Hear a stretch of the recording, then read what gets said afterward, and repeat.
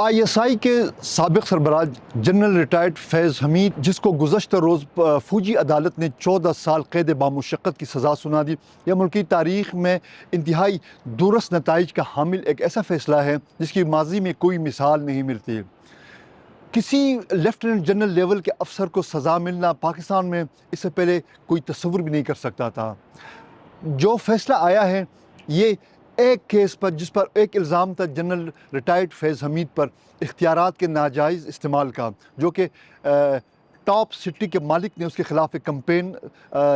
شکایت لگائی تھی سپریم کورٹ آف پاکستان میں بھی۔ سپریم کورٹ آف پاکستان نے پھر متعلقہ شخص کو پھر مشورہ دیا تھا کہ وہ اپنی جو شکایت ہے وہ وزارت دفاع اور دیگر جو متعلقہ ادارے ہیں یعنی پاک فوج ہی کے فورمز پہ لے جائیں، جس کا حتمی نتیجہ کل نکلا۔ تقریباً 15 مہینے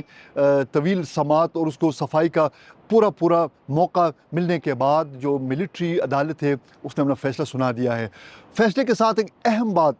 جو قابل غور ہے، آئی ایس پی آر کی جو پریس ریلیز جاری ہوئی اس میں یہ کہا گیا ہے کہ جنرل فیض حمید پر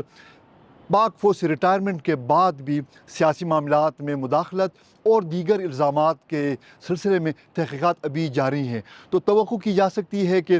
پاک فوج کے اندر جو ایک احتساب کا جو عمل شروع ہو گیا ہے، اس کے نتیجے میں ملکی سیاست میں پاک فوج کے بعض اداروں کی جانب سے جو مداخلت کے جو الزامات جو مختلف سیاسی حلقے عائد کرتے رہے ہیں ان کا خاتمہ ہو سکے گا۔